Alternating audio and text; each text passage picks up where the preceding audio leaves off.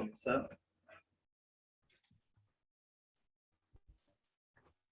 Então, começo, dou uma boa tarde oficial para todo mundo. Meu nome é Alexandre Zorpé, eu sou sócio aspirante do IEP.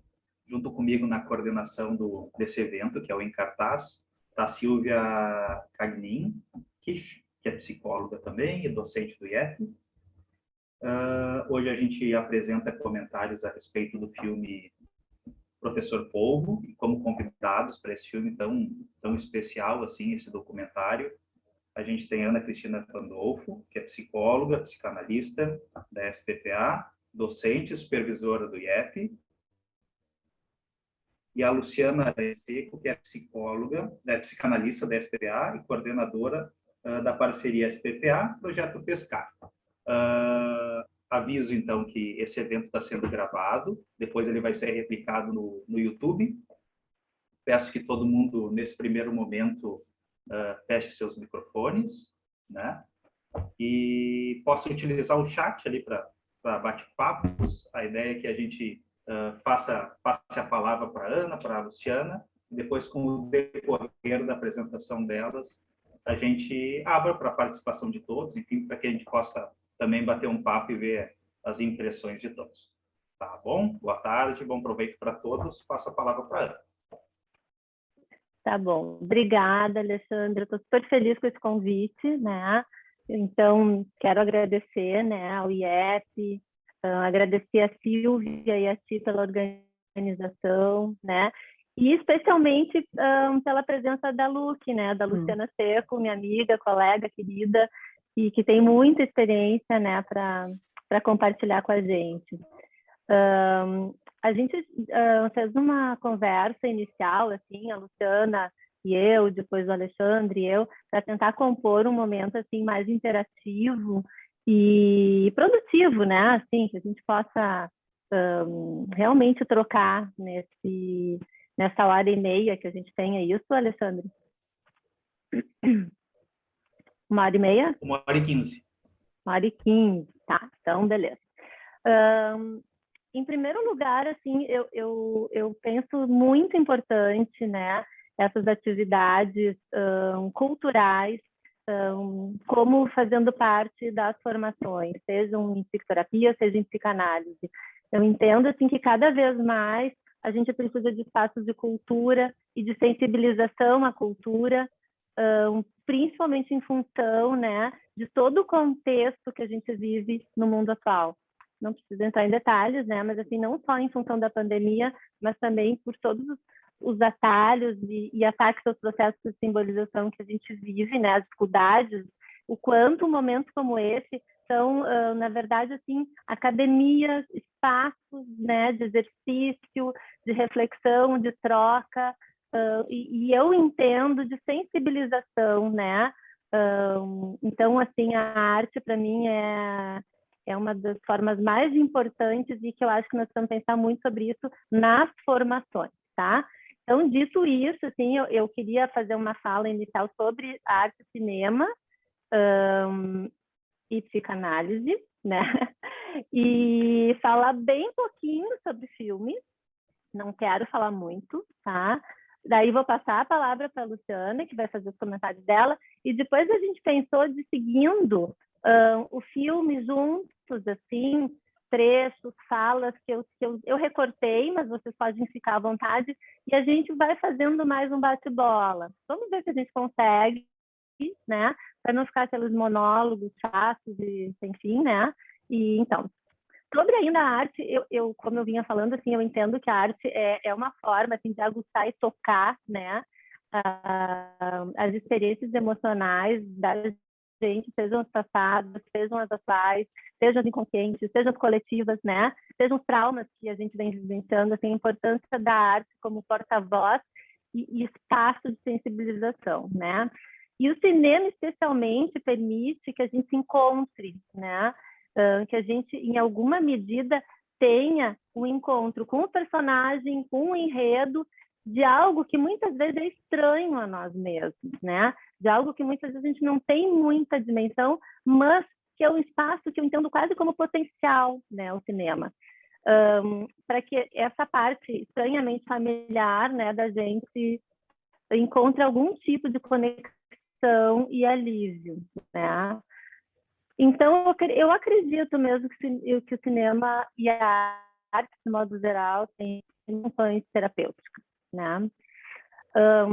Eu penso também que o autor, a pessoa que bola um filme, ou um quadro, ou enfim, mas estamos falando especialmente do filme, né, do professor Polvo, ele, de alguma forma, ele é quase como a gente, né, como o nosso trabalho como psicoterapeuta de orientação psicanalítica, ou como psicanalistas, né, em que a gente faz um esforço para buscar representar aquilo que no outro se encontra muitas vezes cindido, sem palavra, né? Então, assim, o autor, ao criar aquela obra, ao criar esse enredo do professor Polvo, busca traduzir, talvez, algo que muitos de nós vivemos, sentimos e pensamos, né? Eu tenho uma frase que eu escrevi num dos trabalhos, num artigo que eu publiquei sobre arte, psicanálise e cinema, sobre o cinema do Tarantino, né? Eu escrevi que o cinema e a obra de arte é a esquina onde nos encontramos. É quase como se fosse um encontro numa esquina, né? Em que aquilo humano de todos nós é representado por aquilo que o cineasta, o diretor, o roteirista, enfim, concebe e transforma em imagem, em ação, em arte, né? Então, eu acho que eles buscam representar as dores da alma, né? Que o cinema é o potencial, né? Como eu falei. E essa semana me chegou, chegou nas minhas mãos um livro, porque eu gosto muito desse tema, né? Que chama Os Filmes Pensam o Mundo. Eu achei o título do livro assim, muito bacana, porque assim, é como realmente é uma função social, é uma função política, né, do cinema. É uma função de representação, né? E esse autor fala que se o Freud fosse crítico literário, crítico de cinema nos dias de hoje, né, ele diria que o cinema mexe com o mal-estar na civilização. E eu digo que eu acho que o cinema hoje mexe com o nosso novo mal-estar na civilização, porque eu entendo que é um novo mal-estar, não mais aquele que o Freud falou, né? Bom, tá, então, assim, essa parte inicial, mais para a gente poder aquecer sobre cinema e psicanálise, a minha primeira questão é uma provocação, né? E é uma provocação que tem a ver com gênero, depois eu quero discutir isso com vocês, né? Mas o professor Polvo não é um professor Polvo, né? É uma professora Polvo. E aí, eu comecei, durante todo o filme, ele falava she, her babies. E eu pensei, é uma mulher, é uma fêmea, é uma polvo fêmea, né? E eu acho que é para a gente pensar, claro que pode ter um motivo comercial para o título ficar bacana na Netflix ou Professor Polvo, mas é My Octopus Teacher, né? E ainda é meu professor ou minha professora, né, Polvo. E é uma mulher, né? Eu acho que isso toca em aspectos bem importantes, porque é o universo feminino e é toda a questão da interioridade, do mergulho, né, da generatividade, da plasticidade. Tem muitas questões aí que eu acho que se perde quando a gente diz professor Paul, tá? Então, é uma provocação para depois a gente poder pensar um pouco mais, né? Foi uma das primeiras coisas que me chamou a atenção, e eu acho que isso é bem relevante na narrativa dele, né? E na relação dele com o universo feminino. Bom, sobre o filme em si, super rápido que eu quero trazer nesse primeiro momento é assim. Eu penso, tá, que é bem interessante que desde o início a gente mergulhe em cada cena, né? E eu penso que o filme propicia, imagino que por isso deva ter sido escolhido, né, por vocês, assim, ele propicia que a gente mergulhe na gente mesmo também, enquanto a gente está fazendo esse mergulho na cena, junto com a história, né? E que a gente mergulhe no outro, né? Que a gente se coloca na pele do outro, que a gente mergulhe nas teorias que a gente tem, que a gente vai evocando ali, né? Enquanto a gente vai assistindo o filme, né? E ainda fiquei pensando, e nos permitiu que a gente mergulhasse numa sexta-feira tardinha, né? Nesse momento aqui, enfim, que a arte nos brinda, né? Então, tem um efeito multiplicador e de reflexão bem bacana aí, né? O Vinícius de Moraes que fala, né, que a vida é a arte do encontro, fala encontro, né? Embora haja tanto desencontro, né? E eu acho que esse encontro, né, do professor com, do mergulhador com a professora, eu vou falar o tempo todo, a professora Polvo, tá? É um encontro inusitado, né? Um encontro, assim, não esperado, né? Mas, ao mesmo tempo, revelador, né? E o quanto que ele aprendeu, né? E quanto ele com a professora Polvo, principalmente com relação aos limites, né? Dele. E o outro aspecto que eu acho muito importante, assim, é a questão do descentramento, né? Assim, foi importante ele se desterrar, né? Ele sair daquele lugar dele e poder se colocar num outro lugar, né? Com outras características, sem a pressão, com outros movimentos, sem oxigênio. Esse é um exercício também que eu pensei muito parecido com a função psicoterápica do nosso trabalho diário, né? O quanto a gente precisa abrir mão, né? Como o Bion disse, da nossa memória, do nosso desejo, né? E quanto a gente precisa se abrir de verdade para a experiência emocional do outro, né? Isso é muito difícil, não é a toda hora que a gente consegue fazer isso, não é em todo momento que é possível fazer isso, né? Mas é um exercício e acho que assim, é a partir disso que pode de fato se dar a mudança, né? Qualquer mudança, inclusive na gente, através desse encontro, né? Bom, tem inúmeras ideias e reflexões aí, né? A partir do momento em que o pesquisador, né, se volta para o oceano infantil primitivo, né? E eu penso que esse filme, na verdade, esse documentário é um filme, né? Eu vi ele, apesar de ele ter esse formato de documentário, eu assisti ele como uma narrativa, né? Uma narrativa desse encontro supostamente impossível, né? E nessa narrativa a gente tem intersecções de enredos que vão se ressignificando, né? Então tem a Polvo, né, com a sua trajetória, tem o pesquisador com a sua história e a sua trajetória e esse encontro, né? Como é possível a gente se abrir, né, para essa experiência desse encontro? Como a gente pode segurar o fôlego, né, a ponto de esquecer de respirar? Como a gente pode ousar hipóteses, né? Como a gente pode se transformar nesse encontro, né?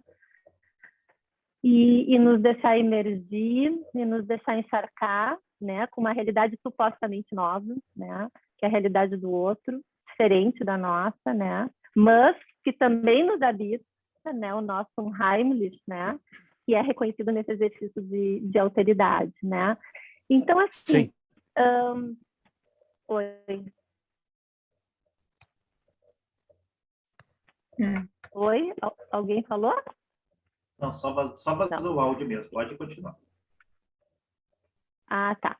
Então, assim, o que eu pensei, né, para a gente iniciar o aquecimento, né, seria de alguma forma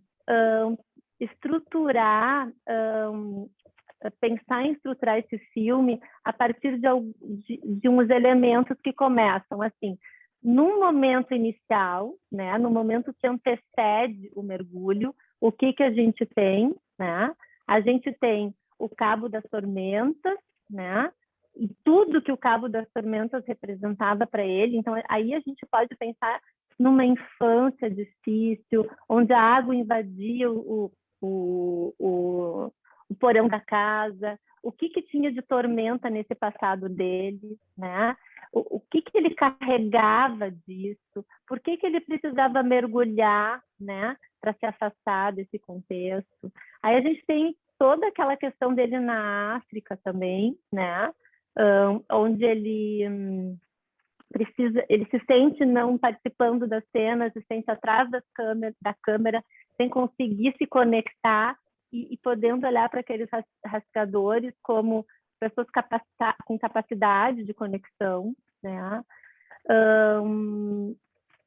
E então ele tem um breakdown, né? A gente não sabe bem o que se dá ali, mas possivelmente é algo da história de vida dele. A gente infere que ele teve uma situação depressiva, uma desconexão, né? Ele volta então para esse contexto da infância dele, né? E aí começa o filme mesmo que a gente acompanha, que é o mergulho, o encontro, né? A relação que é estabelecida, a mudança que se opera, depois a elaboração do luto, a perda, a elaboração do luto, e ele saindo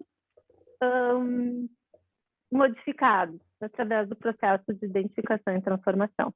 Então, esse é um enredo épico, assim, né? Um enredo mitológico, quase, né? De um filme, de um documentário-filme, né? Que tem, na verdade, quase todo o processo, quase todas as etapas que a gente encontra, muitas vezes numa psicoterapia, não só na vida dos pacientes, mas também como quando os pacientes nos chegam, né? Com seus passados, nos trazendo aquelas bagagens desse contexto, uma relação que precisa ter essa fusão, essa indiscriminação, esse mergulho, essa conexão, né? A mudança que se opera, né? E depois, bom, né?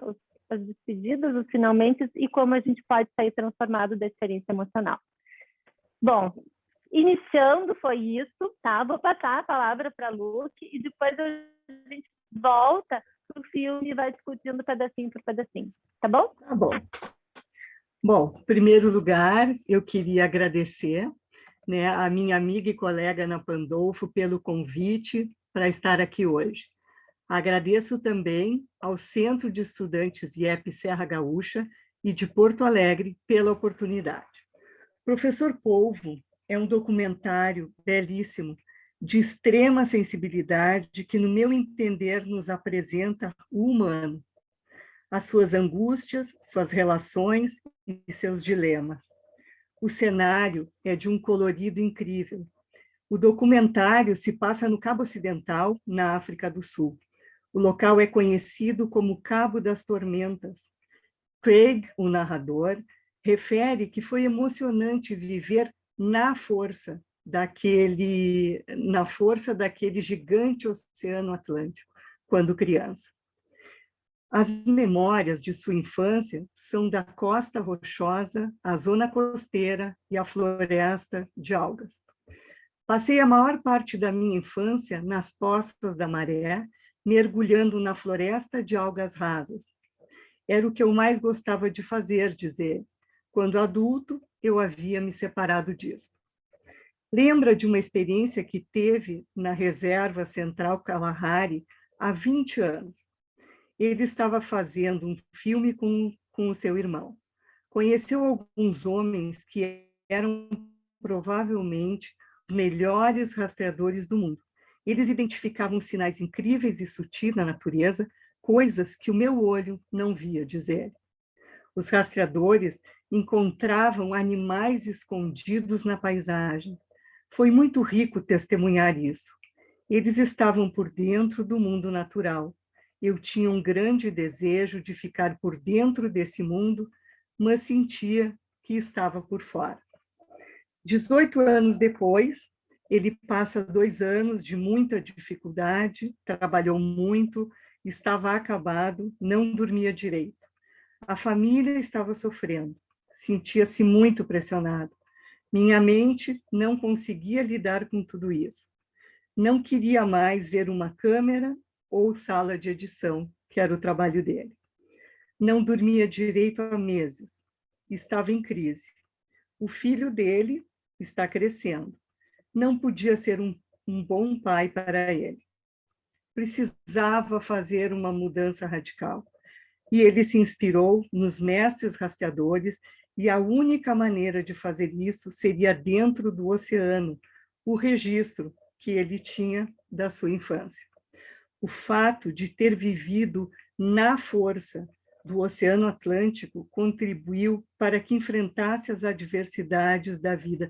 Eu achei muito interessante isso, assim, que ele colocou que ele viveu na força, naquela força, e parece que aquela força do oceano deu a ele condições de, num certo momento, vencer as adversidades.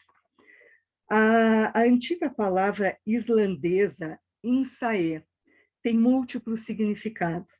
Pode significar o mar de dentro, pode sugerir ver o interior e ser interpretado como ver de dentro para fora. Ter uma forte bússola interna para navegar em nosso mundo em constante mudança. O mar de dentro, ver dentro para de dentro para fora. Eu acho que esse é, vamos dizer assim, é o processo, é o nosso trabalho como psicanalistas e psicoterapeutas com os nossos pacientes, ajudar a ver dentro, né, para poder ver fora. O cenário onde a vida marinha age em seu ciclo natural, em que as ameaças são constantes, que Craig começa a refletir sobre a vulnerabilidade da vida. Estar vivo é correr riscos, tanto na vida selvagem quanto na vida moderna. Penso na ameaça e no impacto da pandemia do Covid-19 na vida de cada um de nós. As incertezas, as perdas de familiares, de colegas e de amigos. O nosso desamparo frente a tudo isso, assim como a esperança de vivermos dias melhores, conquistada lentamente com a passagem do tempo e a intervenção da ciência. A nossa esperança. Podemos pensar no povo como estranho.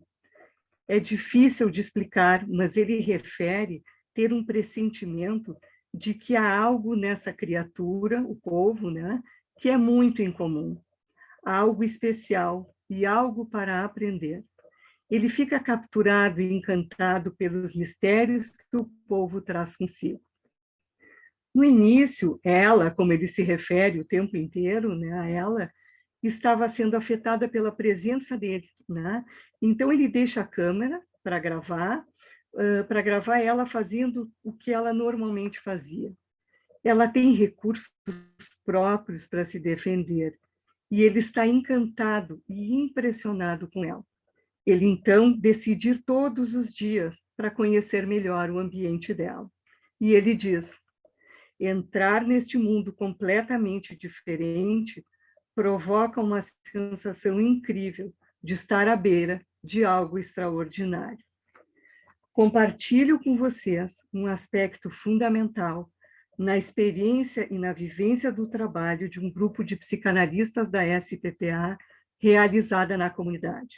O sair dos nossos consultórios, o ir para fora, a importância disso.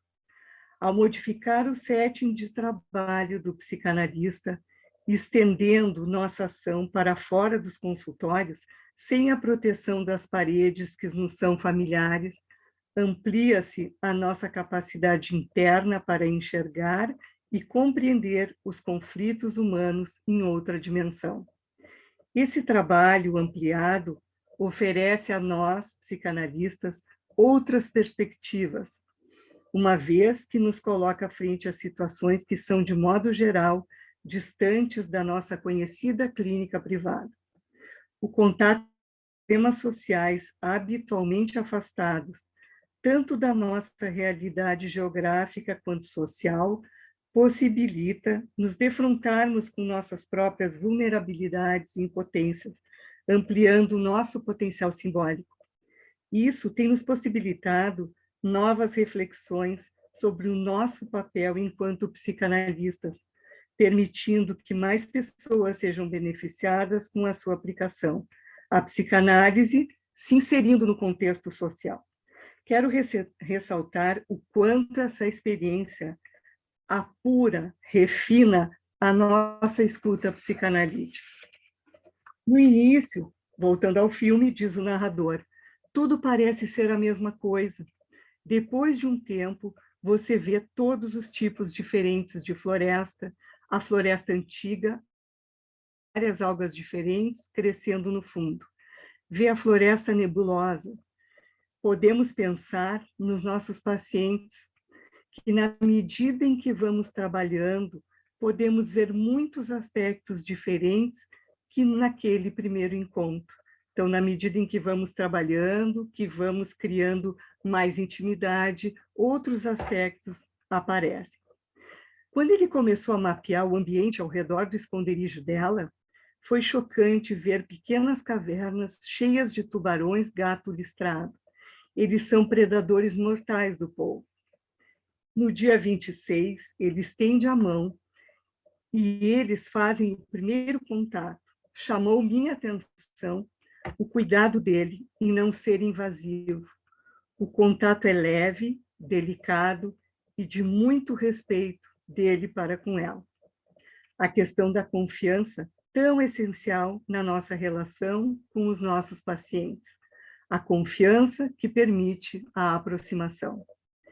Ela desperta nele a curiosidade e os aspectos de vida que estavam desaparecendo na sua vida, né, em função da crise que ele estava.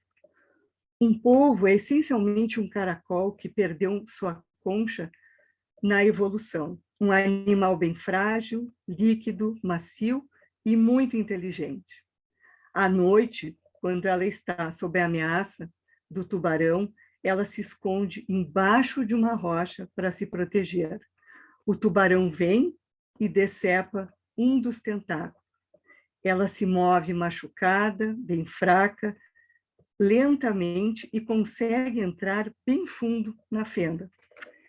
A psicanalista Françoise Doutor, a fim de entendermos o que é a indigência do adolescente, utiliza também as imagens dos camarões e das lagostas que perdem seu invólucro natural.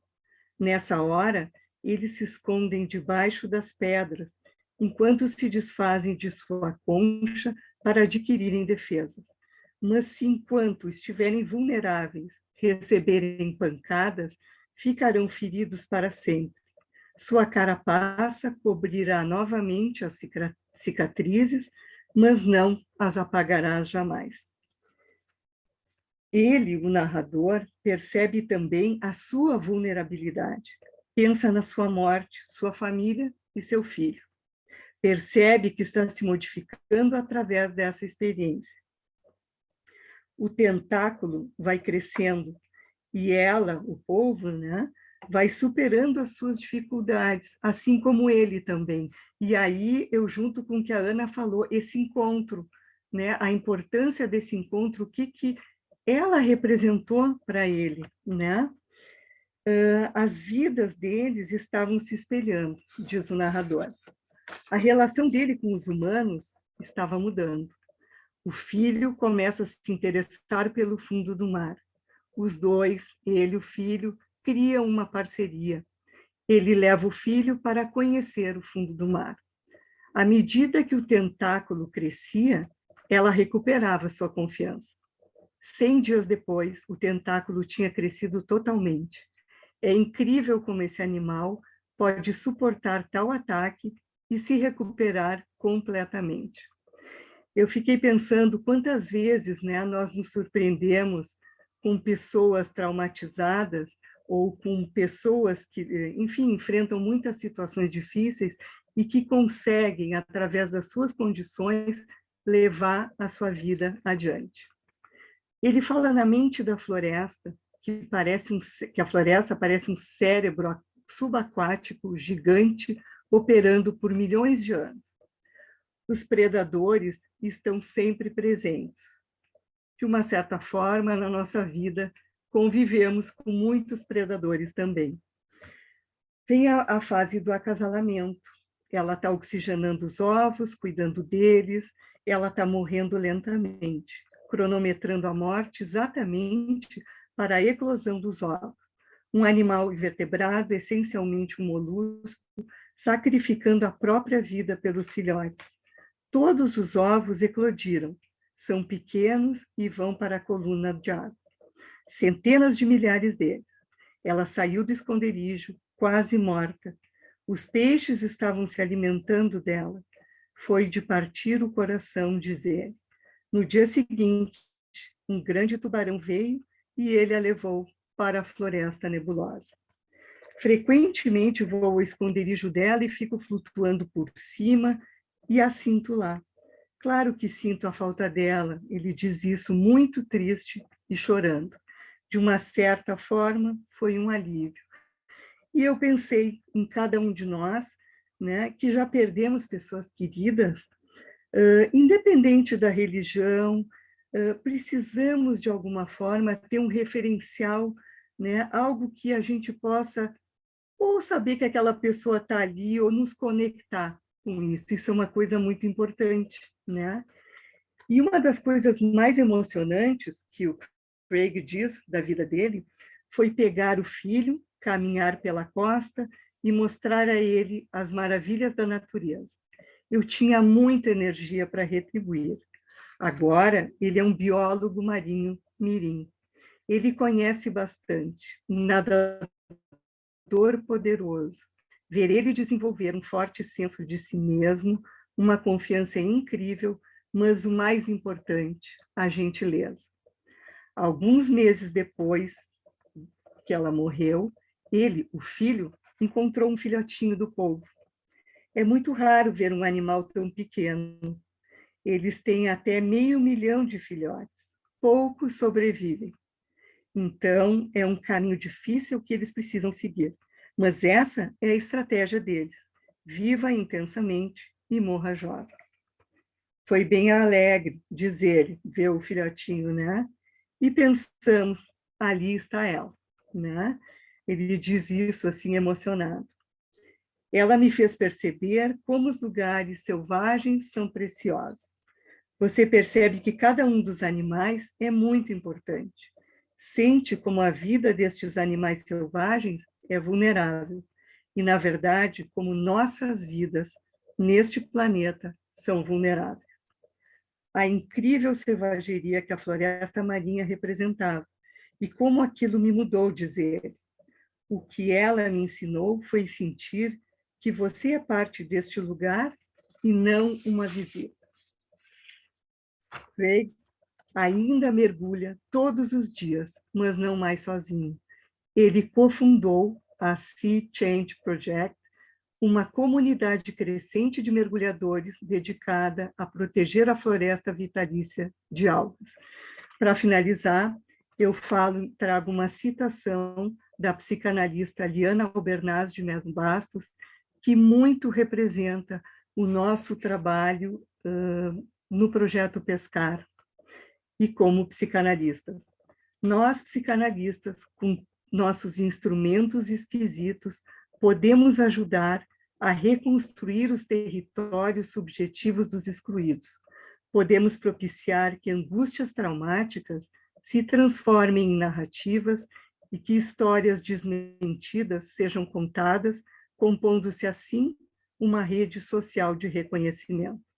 A espiral de violência gerada pela desigualdade e pela exclusão social, uma vez inscrita e significada, alimentará destinos criativos. Esta pode ser a contribuição política da psicanálise. Muito obrigada.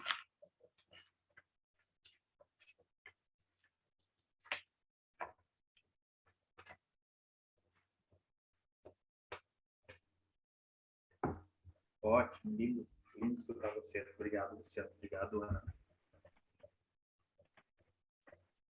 O que vocês acham? O que tu acha, Luque, Silvia, Alexandre, vocês todos? Porque muito do que a Luque apresentou é um pouco já do início, né? Assim, todos os pedacinhos que ela foi coletando já dessa trajetória. Uhum. Eu não sei se não fica repetitivo a gente ir passando, Mas, de repente, a gente pode ir passando e conversando um pouco mais. O que tu acha? Acho que sim, ou talvez ver as contribuições das pessoas também, né, em relação a Sim, tudo isso. sim, Conversar com sim. todo o grupo, né? Pode ser, eu acho, Ana. Daí coloca como disparador e a gente vai conversando. E Acho o que sim. pessoal vai falando, né? Eu Sim. acho que a ideia é essa. Deixa eu ver se eu consigo, porque tem tanta coisa para falar, né? É um filme tão cheio de detalhes, elementos que a gente Eu que a estava, gente enquanto vocês falavam, assim, eu estava pensando, esse filme no início me pareceu, sinceramente, muito enfadonho. Assim, ele começa e talvez muito na perspectiva de como ele estava se sentindo realmente, né? Então, logo que eu vi, eu peguei por acaso esse filme, eu disse, não, esse filme não, possivelmente não vai ser legal. E ele vai se mostrando, e agora escutando vocês, em alguns momentos eu sentia que talvez pudesse ter essa relação, assim, desse encontro dele como terapeuta e o povo como paciente. Em outro momento, o povo como terapeuta e ele como paciente. E nesse encontro, me parece que talvez essa confusão minha seja um pouco desse mergulho dele mesmo, assim, quase encontrando o povo, já tem um formato quase de cérebro, assim, né? O quanto que ele teve que mergulhar e teve que mergulhar através de florestas tão profundas e se reencontrar em alguma coisa muito com memórias afetivas, assim, Uhum. e retornar para o passado dele mesmo enfrentando todas as tormentas, né? Que de alguma forma ele tinha que Uhum. enfrentar. E muito interessante, eu achei que de alguma forma ele reencontra e apresenta esse mundo, ele se apresenta ao filho, né? Uhum. Através desse reencontro, né? Ele reencontra não só ele, e quando ele se reencontra, ele reencontra o filho e consegue trilhar um caminho paralelo, enfim, multiplicar a partir do momento que ele se conhece, né? E é um menino que está na adolescência também, nessa Uhum. construção e desconstrução, né? Do seu pai, enfim, que se apresentava alguém depressivo, enfim, que estava se redescobrindo, né? Então, escutando vocês, eu ampliei para um terceiro ponto aí. Mas tá bom, podemos. O chat está aberto e podemos. Eu acho que vamos. Deixa eu tirar um pouquinho daqui. Vamos ver se tem mais. Eu já volto a colocar. Eu podia para o pessoal dar uma rodada mesmo, né? Assim, de impressões sobre o que a gente Uhum. falou, sobre o que a Luque falou. Achei bem bacana esse comentário da Alexandre, né?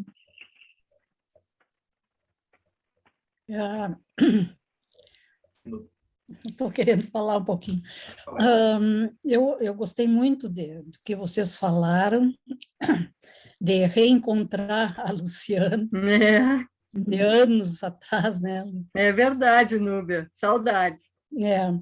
Mas eu, sinceramente, eu gostaria de ver pelo menos algumas cenas do filme, tá? Porque eu não consegui assistir. Eu procurei, tá? E não consegui, não tive também um tempo de ficar procurando. Se vocês podem, eu não sei, é uma sugestão, tá? Demonstrar um pouco, né, o que foi o filme, o que é o documentário, eu gostaria, porque é muito rico tudo que vocês estão trazendo, né? E claro, dá para fazer todo um paralelo metafórico aí com o que a gente faz, né? E o que a gente sofre, né? Como terapeuta, como analista, né? Então, né? Eu não sei, eu gostaria, é uma sugestão. E, Núbia, a gente entra nesse conflito, assim, porque ao mesmo tempo tem direitos autorais e tal, né? Então, nesse sentido, é um filme é um documentário de 1h20, está no Netflix, Mas eu né? não Então, conseguia encontrar. Não dá para passar nem o trailer. Eu estou é um trailer. tentando. Tu tenta, Deixa eu né? ver se eu consigo. Eu Nesse estou meio tentando tempo, aqui, só que minha internet não está legal. Esperei. Enquanto Eu a Ana vou, eu vai vou, tentando, eu vou vou só tentar. dar boas-vindas à Lu, que querida, que bom te ver aqui. Adorei o que tu falou, muito profundo, né? E eu acho que também, sensação do Alexandre, assim, no primeiro momento parece cansativo, mas com o entendimento de vocês ainda, e parabéns, Ana, também, acho que é questão da importância da arte, concordo plenamente, né? E, enfim, te dar as boas-vindas e estou muito feliz, adorando. Uhum. Enquanto a Ana está vendo ali, eu vou ler esse comentário. A Lilian é uma colega minha, que eu não a vejo desde 1989, e ela é bióloga. E logo que eu anunciei o filme, enfim, o Em Cartaz, ela se interessou e talvez ela queira falar, mas eu vou ler o comentário dela, se ela escreveu, talvez não queira falar. Né? Então ela botou: incrível paralelo que vocês traçam entre a resiliência da biologia evolutiva com o observado no comportamento humano. Quando vi o filme, não tinha pensado que poderia ser feita essa metáfora tão linda. Uma das coisas que mais me chamou a atenção, nem... Uma das coisas que mais... Não está baixando aqui. Uma das coisas que mais me chamou a atenção nem foi a insistência dele, mas a confiança.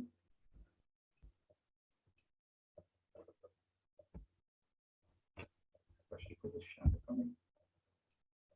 Mas a confiança que a polvinha desenvolveu nele, e como só isso pode mudar a relação entre dois seres. Se quiser falar, Lilian, agora que quiser. Oi, Alexandre, tudo bom? Tudo bem. Oi, pessoal.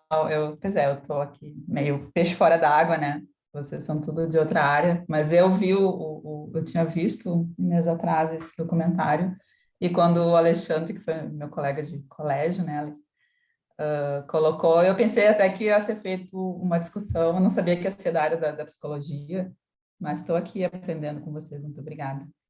E não imaginava mesmo que vocês conseguem ler um filme com outros olhos, né?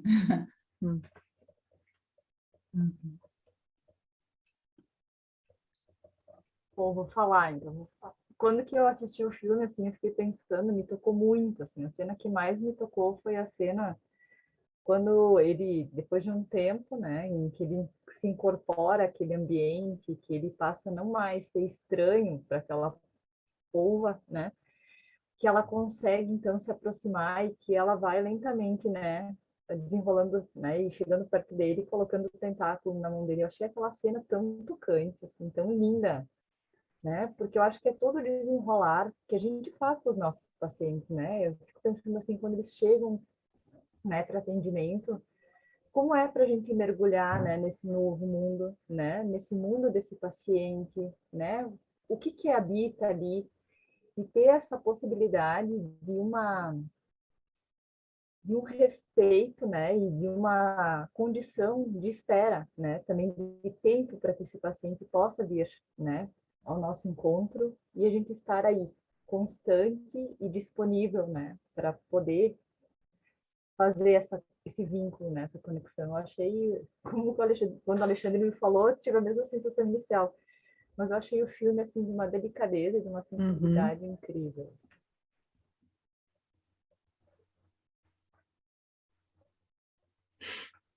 Outra coisa que eu anotei aqui, que ele fala em algum momento que dois terços do cérebro está nos tentáculos, né, que fala um pouquinho disso que a Silvia falou, né? Eu me lembro, até puxando a citação, que o ego é corporal, né? E o quanto que o cérebro e, enfim, a gente é composto um pouco por tudo, assim, né? Não só pelo aquilo que a gente pensa, mas aquilo que a gente age, enfim. E essa questão do tentáculo e eu fiquei pensando nesse contato, no afeto, o quanto isso é interessante e simbólico, assim, né? O quanto ele demonstra e é um pouco do... Ah, tu conseguiu, Ana? E é um pouco do... Através do toque, né? Se reconhece através do toque. Deixa eu ver se a Ana consegue.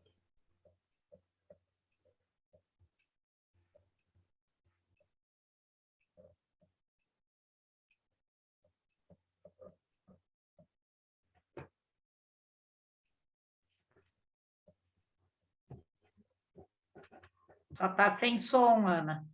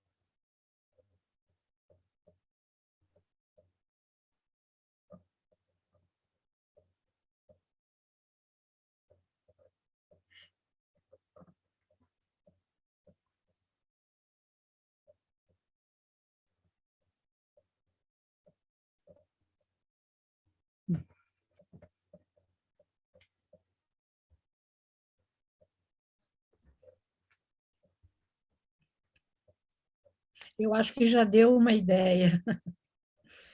Eu acho que foi bom. Pra... Eu vou procurar assistir, mas eu acho que já deu uma ideia. Que vale a pena. Uhum. É. Sim, certamente. Uhum. Suzana, quer falar agora ou quer falar depois? Não entendi. Oi, pessoal, boa tarde. É Boa tarde. que, como eu não sou do IEP, embora tenha muitos amigos aí, bom te ver, e eu te mandei uma mensagem sobre como eu consegui ver o filme. Ah, tá. Eu botei no chat como a gente faz para se inscrever, daquelas pessoas que vêm de fora. Então, com isso, eu acho que já vivenciei algo do que esse filme nos traz, que é a novidade da gente adentrar um ambiente que não é nosso. Então, pedi licença, perguntei como, né? As nossas linguagens através da palavra, com a nossa linguagem através da palavra, às vezes fica mais fácil, né? O filme, ao apresentar eu fiquei muito encantada, é um filme que vale a pena, é encantador, é emocionante, ele fala de todo um processo de elaboração e, como tu falaste, Ana, a arte é uma elaboração via sublimação. Tá? E uma das coisas que eu achei, ele tem frases que dá vontade de rever o filme e escrever as frases dele. Mas uma das primeiras coisas que eu acho que tem muito a ver com o que vocês estão falando é quando ele diz que, ao entrar, ele percebeu que ele não tinha que usar roupas. Ele tinha que ir apresentar a sua pele e deixar a pele entrar em contato com aquele mundo. Ele aprendeu a mergulhar e aguentar mais tempo embaixo d'água. Então, foi todo um processo de se preparar para viver um pouco aquele mundo com mais capacidade interna, né?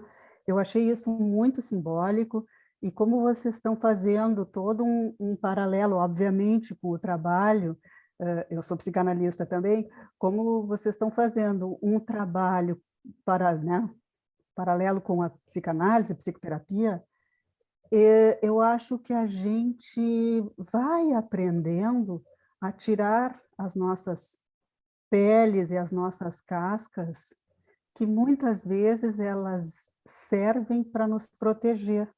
E aí eu pensei na história do polvo ser qual é o animal que ele é? Ele é um molusco que perdeu Molusco que perdeu um a molusco que catapaça, né? perdeu a concha, que é o Uhum. que protege, né? Ele teve que aprender outras formas de se desenvolver e de se proteger. Mas a casca dos animais, a concha, é o que protege dos inimigos, né? E eu achei, fazendo essa comparação meio maluca que me veio, assim, essas roupas que os mergulhadores usam, de neoprene, sei lá, são uma casca que protege de ferimentos, protege de, sei lá, de temperatura, não sei do que é, não tenho essa experiência.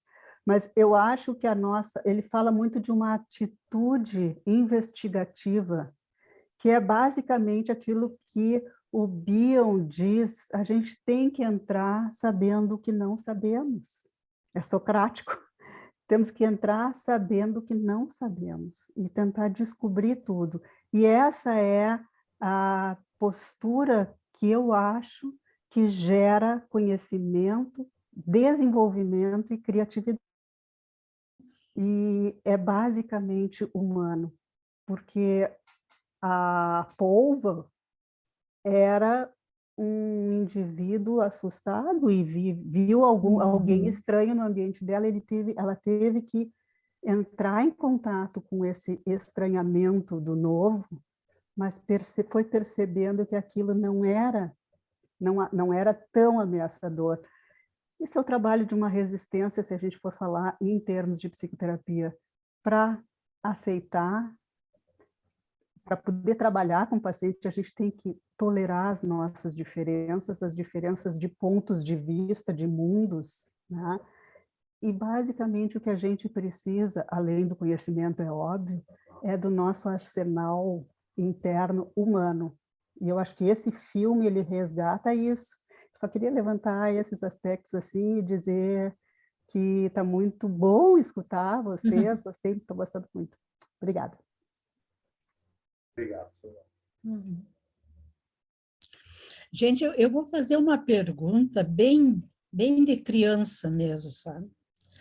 Como é que foi filmado esse documentário? É de verdade ou é de fantasia? Tá? Eu fiquei pensando assim, como filmaram isso? Entende? É uma coisa fantástica, né? Ele era um cineasta. Uhum. Sim, tá, mas parece que foi, sabe, ensaiado ou dramatizado, e é o natural, né? Eu suponho que alguém mergulhava com ele, né? E, assim, mas não aparece, né? Sempre em primeira pessoa, né? Pois é. Mas eu também fiquei pensando sobre isso, não pesquisei a respeito, mas calculo que alguém mergulhou com ele. É que as Mas crianças tinham perguntam, momentos é em de que ele verdade ou mesmo, não é, né? Então, tinham momentos em que ele mesmo carregava a câmera, Sim. ele mesmo fazia as filmagens. pois é. Mas é incrível mesmo, né? E outra coisa é que ele mergulhou... Oi, pessoal. Bom, Ele mergulhou durante 1 ano, aqueles 360 e poucos dias, diariamente, acompanhando diariamente a vida desse povo. Pelo menos é o que conta, né? Se não foi assim, mas que era todos os dias, né? Acompanhando as mudanças, a evolução, e tudo que acontecia, porque ele tem uma vida curta, né? Uhum. É em torno desse tempo de vida. De 1 ano, 1 ano. eu acho que vem ao encontro que a Suzana falou, né? De efetivamente não ser uma visita, né? mas efetivamente ser parte, né? Então, É. indo todo dia, e sempre que fala do mar, eu me lembro de ciclos, né? E a gente está falando de um ciclo importante dele, que eu acho que talvez estivesse mais para o lado da aposentadoria, ou alguém que já está de saco cheio de fazer o que fazia e vai por um outro lado, né? O ciclo do filho, que vem a substituir ele como um biólogo, talvez como curioso no primeiro momento, mas provavelmente conhecendo esse mar, o ciclo das marés, o ciclo da floresta e o ciclo da vida mesmo, da polva, enfim, que talvez representasse um pouco de uma morte dele, de alguns aspectos de luto, né? Uhum. Posso Então, falar de novo? Claro, fala. Eu acho que esse filme mostra muito questões de transformação. Eu não sei se ele estava entrando em aposentadoria, eu acho que ele estava entrando num nível de estresse que aquela experiência de filmar com os Kalahari, é esse o nome? Aquilo ali mobilizou ele, foi uma experiência que possibilitou uma mudança catastrófica. Ele percebeu como pessoas conseguem ver coisas, como aquelas pessoas em conexão conseguiam ver coisas que para ele eram inexistentes. E ele, a partir disso, provavelmente também estresse, percebendo sua própria vida e as coisas que ele não estava podendo ver na sua própria vida, acho que essa foi uma mudança, um momento, né, importante, assim. Não sei se é aposentadoria ou não, eu sei que ele entrou em conflito com o jeito que ele vinha levando a vida e o trabalho, e toda uma reaproximação com a possibilidade dele voltar a fazer aquilo que ele gostava e queria depois dessa mudança.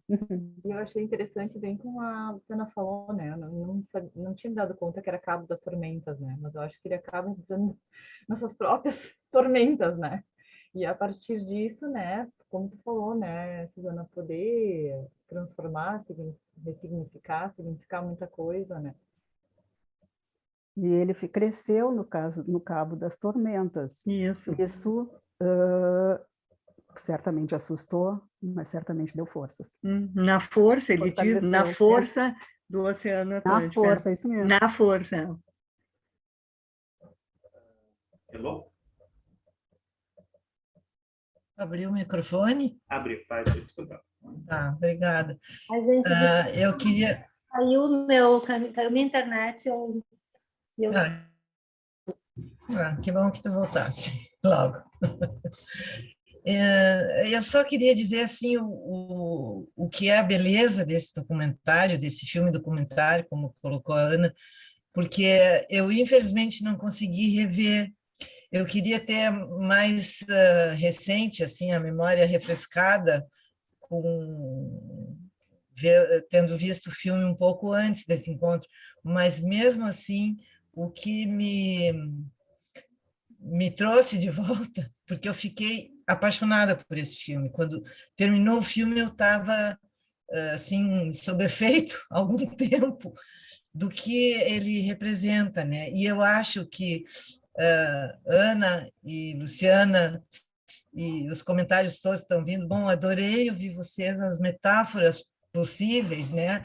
O que ele remete realmente a um mergulho, né? No que assiste, né? Ele transforma a gente, porque a questão dessa que a Suzana falou de sentir, e ali tem eu acho que vocês falaram também, e tem no mini trailer, não sei nem se é o trailer inteiro que a Ana conseguiu resgatar ali, colocar para nós. Ele fala, ou foi na fala da Luciana, já agora me atrapalhei, de que a polva, né, fez ele, ensinou ele a sentir. Então, eu acho que toca nas coisas mais primitivas da nossa história. A Ana falou que parece um mito. Eu tive a mesma sensação, que era uma história mitológica, né? Ela parece que vai nas origens das origens. Então, assim, a questão do tempo quando, né, ele diz, eu nem me lembrava disso, ele diz um tempo, eu me dei conta que eu tinha que vir aqui todos os dias, né? É a continuidade, é a temporalidade, é a nossa prisão no tempo cronológico, é a nossa possibilidade de sair do tempo, mas é muito, muito lindo. E me deu muita vontade de rever o filme inteiro. Eu não consegui antes de hoje, mas eu não ia deixar de vir porque não revi em seguida, né? Eu vou rever muito enriquecida pelas falas de todos vocês, tudo, estou encantada. Mas é interessante, posso falar, Alexandre? Ah, É interessante que ele toca na gente de acordo com, vamos dizer assim, ou com o trabalho, ou com a atenção de cada um, né? Eu estava mais voltada para esse trabalho nosso, do pescar, o trabalho social, enfim, a importância de ir para o lugar, de sair do consultório, e a Ana pegou um outro viés. Então, eu fico pensando os inúmeros vieses que tem para a gente ver, né? É muito, muito rico isso. Muito bacana. Eu não tinha visto o filme, só para comentar com vocês, eu não tinha visto ainda. Aí, quando a Ana me falou, eu disse, bom, eu vou ver. E me encantei no filme, adorei mesmo. Parabéns pela escolha de vocês. Um outro aspecto que eu pensei, assim, claro, isso que é o bacana do filme, assim, porque cada um vai construindo, né, as suas hipóteses, vai se encontrando ou não, vai vendo a partir das suas experiências intersecções possíveis, né? Mas eu achei muito interessante quando ele diz assim, quando as fronteiras entre a gente se dissolveram, né? The boundaries between us were dissolved, uma coisa assim, né? E que eu acho que esse é um momento que eu entendi tanto como necessário na relação psicoterápica, psicanalítica, em que a gente precisa ter assim uma área de troca, né? De intercâmbio, sem essas barreiras também que nos protegem da experiência emocional do outro, né? Porque a gente fala, acho que a Lu que traz muita questão do paciente traumatizado, que já vem cheio de, né, de coisas por cima, mas também as nossas próprias defesas para entrar em contato com aquilo. Então, quando a gente consegue, e não é simples, né, fazer isso, essas fronteiras, elas ficam provisoriamente, né, suspensas. E isso evoca, na minha opinião, algo da relação primitiva, necessária, importantíssima do desenvolvimento psíquico, né, onde se deu tudo isso, mas que eu tenho a impressão eu tenho a impressão que a partir da narrativa desse mergulhador, ele precisou de uma relação transferencial para construir, né? A imaturidade dele, vamos dizer assim, a vulnerabilidade dele projetada ou identificada no polvo, na polva, né? E que ele pudesse reconstruir esse momento de reconexão, né? De alguém que realmente entende, de alguém que respeita isso que a Lu falou, de como chegar perto dos movimentos. Inclusive, tem uma hora que ele é super kleiniano, que ele começa a ver todo o mecanismo que a Melanie identifica ali, da construção do processo de simbolização mesmo, né? Como se dá a simbolização, que é ver as características do próprio corpo no mundo externo, né? E todo o processo de elaboração de luto inerente a isso. E ele começa a ver ela como uma saia de uma velha, depois ele começa a ver ela com pernas, ela não tem pernas, né? Mas ele vê ela com pernas, e assim, é muito do que as crianças fazem naquela fase do animismo, né? Que é atribuir as características, né, humanas ao objeto, né? Então, assim, mais comentários tanto sobre o aspecto mais, assim, da relação transferencial em si, como também do quanto do infantil dele está presente nesse mergulho, né? Na busca por ele buscar se encontrar através de uma relação, que é o nosso trabalho, né? Que é o nosso dia a dia, né?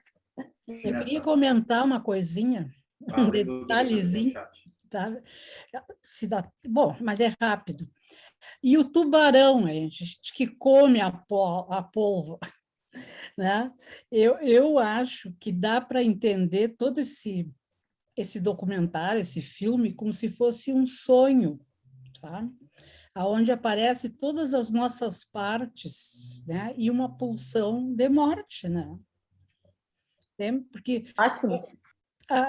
o tubarão, entende? Ele tinha que aparecer. Ele vivia ali, chegar, ele fazia parte do mundo interno. Exatamente, pois é. Então, parece assim que vamos dizer, é como se fosse a vida é como se fosse um contínuo, né? Porque a polva continua dentro do tubarão, que comeu, né? A polva. E é muito complexo isso, eu acho que é um filme filosófico. Não, é filosófico, e tem uma parte ali mais para o final, quando a polva fica prenha. Uhum. Todo o processo, porque ela só é comida pelo tubarão, sabe por quê? Porque ela fica prenha e toda a energia dela é utilizada quase que assim, sobra 2% da barrinha de bateria dela, e aí ela não tem, né? E é o ciclo da vida. É isso que eu estava pensando, Ana. Exatamente isso, é o ciclo da vida que aparece, né? Eu acho que, claro, nós não temos tubarões aqui, né? Mas nós temos predadores de alguma forma, pessoas que a gente tem que se desvencilhar, enfim, faz parte da vida de cada um, e cada um tem a sua história diferente, né? Então, eu achei assim que isso retrata a vida e o humano, as coisas do humano, eu acho que aparece muito nesse filme. Mas eu acho que a gente se defronta com o nosso tubarão, né? A pulsão de morte e os desenlaces, né? O desenlace do fim do ciclo, que é um desenlace. A gente enlaça, né? Quando a gente forma o vínculo através do apego, da relação primária, a gente vai formando enlaces, mas existe a época também dos desenlaces, né? Indo para o chat agora um pouquinho, e só uma coisa que enquanto vocês falavam me lembrava, né? Enquanto ele tinha que enfrentar o Cabo das Tormentas, que era dele, enfim, que eram as lutas dele, ele deixou, e mesmo tentado ajudar a polva contra os tubarões, enfim, ou levar ela até a caverna, enfim, a luta não era dele, a luta era da polva, né? Então, cada um com a sua luta, enfim, nessa ideia de comprometimento e viver no lugar, não uma visita que chega lá, não, essa luta é dela e, enfim, deixa com ela. Deixa eu ver aqui, ler o chat um pouquinho. A Adriane precisou sair, ela agradeceu o uso da atividade. A Lisa... Se der para falar. Eiji, fala aí.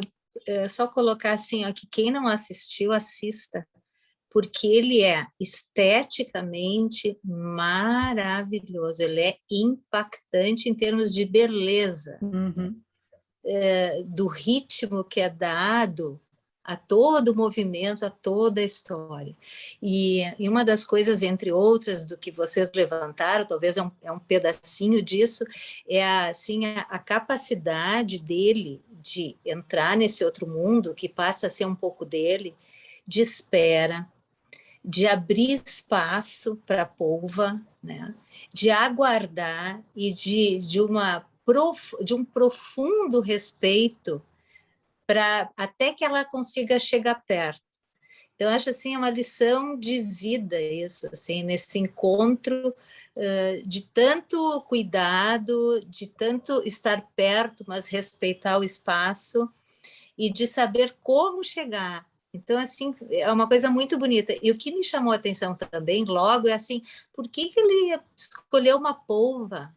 Tem tantos outros bichinhos que estabelecem uma relação, como aparecia ali, mais rápido, assim, como tinha ali umas focas e lobinhos marinhos, não sei o que era, mas, ao mesmo tempo, aparece a capacidade desse bichinho, assim, tão primitivo e frágil, estabelecer a ligação com ele. Então, é muito encantador, assim, acho que a gente se apaixona junto com ele. E eu acho que, vamos dizer assim, ela morre, mas ele ganha vida, né? Ele vive de uma outra maneira a partir de tudo isso que aconteceu. Ele mergulha profundamente nas experiências infantis, nos sentimentos dele, e nesse encontro que foi possível, e ele, no meu entender, sai com muita vida. Eu acho que sim. E o final, né, Lu, que é bem isso que tu tá trazendo, assim, ele tem um misto. Ele diz assim, I miss her e eu sinto relief. Quer dizer, eu sinto falta dela, mas eu tô aliviado, porque foi uma experiência muito intensa. Foram muitos dias, ele passava imerso.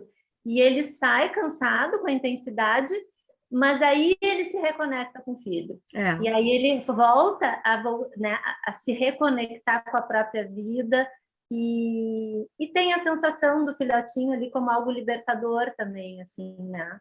E retoma a vida dele, né? Tomadas, Só eu faço a parte chata, a gente chegou no horário, né, que é 6h15. Então, eu queria primeiro trazer uma pergunta, pedir a palavra final da Luciana, agradecer, pedir a palavra final da Ana, agradecer, e que a Luciana traga o que é o significado da palavra ensaie, novamente, que a Suzana tinha pedido. É muito interessante. Essa palavra está num documentário sobre a intuição. Então, só um pouquinho. Está aqui, ó, ensaie. Tem múltiplos significados.